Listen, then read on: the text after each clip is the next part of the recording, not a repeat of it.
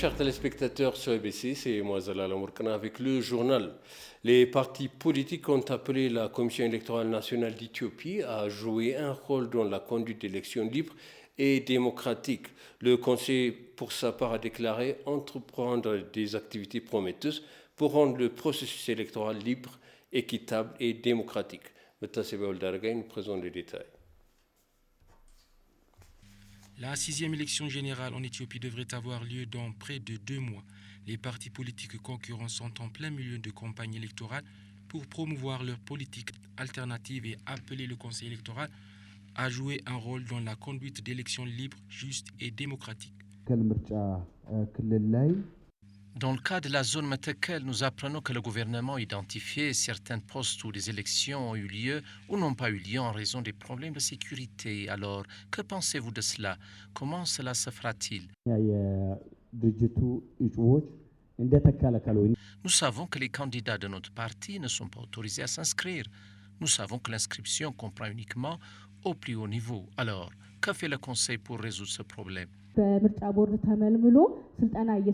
Par exemple, des personnes désignées par le Conseil électoral éthiopien donnent une formation en rapport avec les élections. Mais de l'autre côté, ces personnes sont également nommées par le parti au pouvoir pour la prospérité comme candidat dans la région Afar. Le Bureau électoral national de l'Éthiopie a répondu à leurs questions.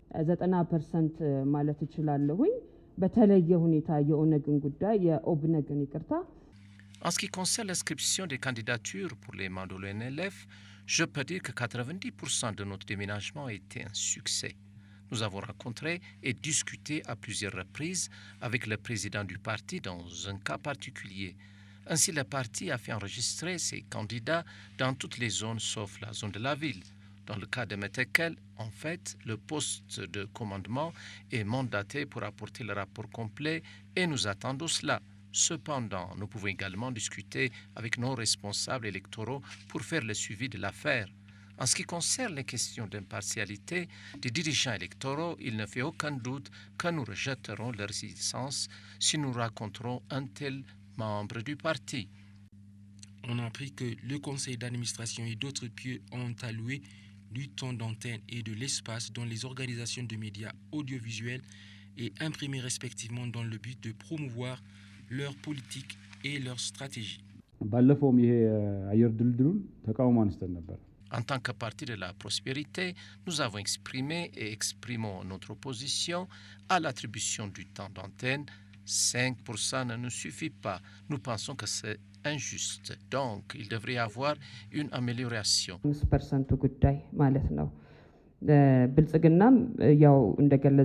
Même si le parti de la prospérité s'oppose à cette motion, nous pensons qu'elle est tout à fait juste et qu'il n'y aura pas de changement à cet égard.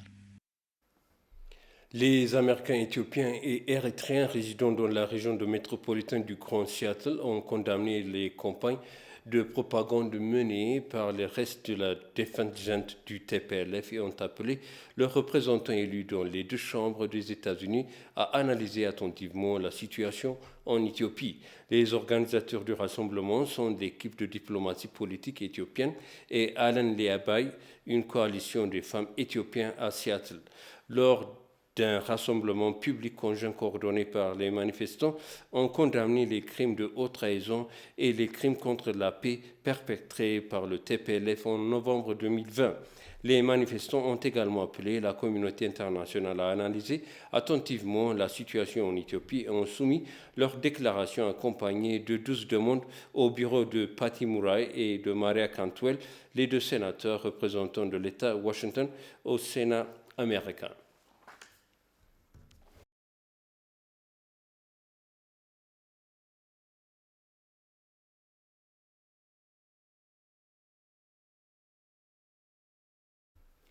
Le ministère des Affaires étrangères affirme qu'il s'efforce à informer la communauté internationale sur les réalités objectives dans la région de Tigray. Pendant ce temps, l'ambassadeur éthiopien en Suisse, Zanaba Kabede, a déclaré à TV que le propagandiste du TPLF avait dépensé des millions de dollars américains pour mentir au monde sur la situation au Tigray.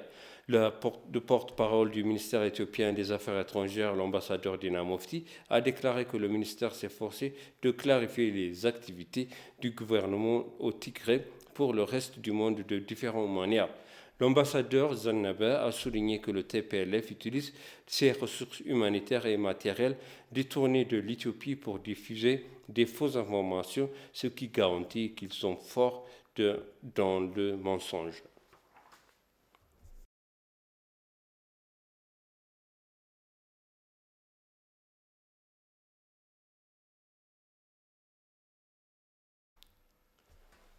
Certains des partis politiques en lice pour des sièges à Addis Abeba lors des élections de 2021 s'engagent à résoudre des problèmes qui prévalent dans la capitale s'ils remportent les élections. Ils ont également reflété leurs approches idéologiques concernant la controverse sur la revendication des propriétés sur Addis Abeba. Le Conseil électoral national éthiopien tient des discussions avec les partis politiques concurrents sur l'inscription des électeurs et le temps d'attente des partis avec l'autorité des médias. Le Conseil a pour sa part déclaré qu'il travaillait dur pour trouver une solution pour les partis en représentant leurs problèmes au Conseil.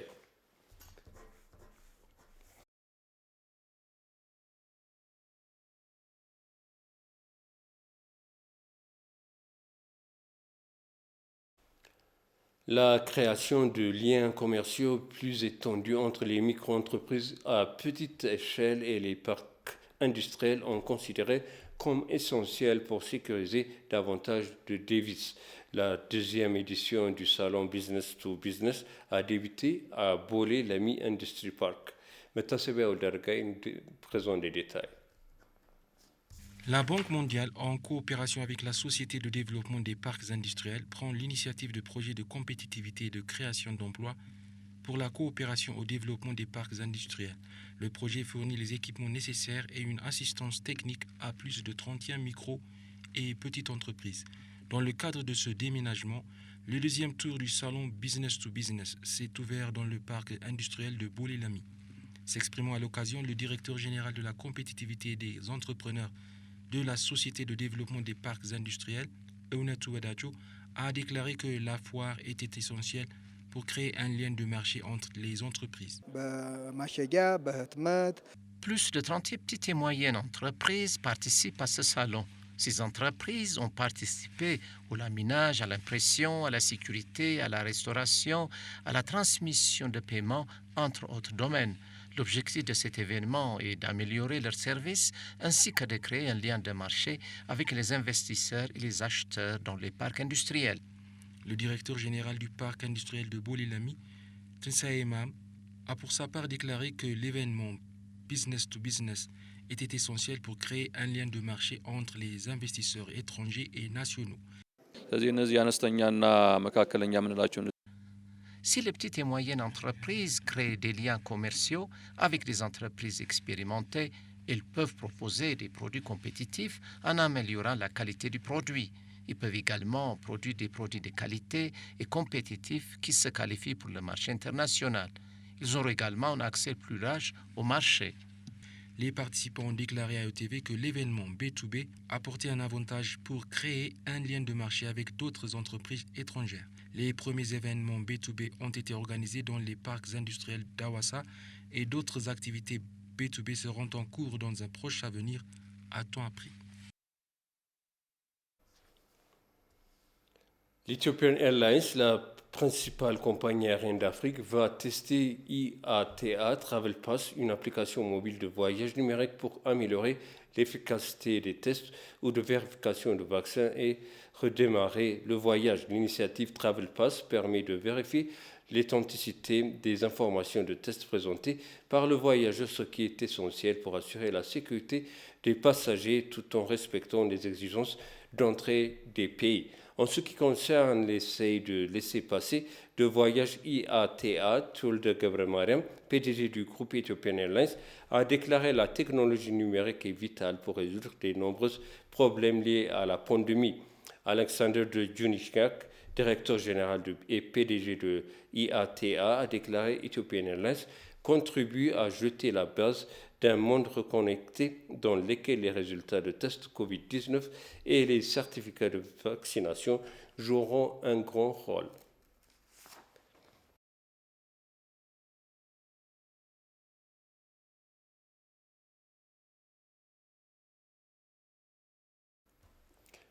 Je vous répète les titres principaux. Les partis politiques demandent au Conseil électoral national d'Éthiopie de jouer un rôle dans la conduite d'élections libres, justes et démocratiques.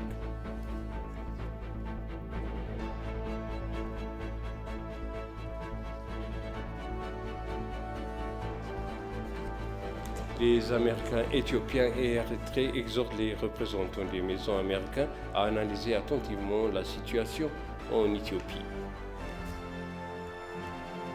Chers téléspectateurs, ainsi s'achève le journal. Merci de nous avoir suivis. Excellente suite de programme.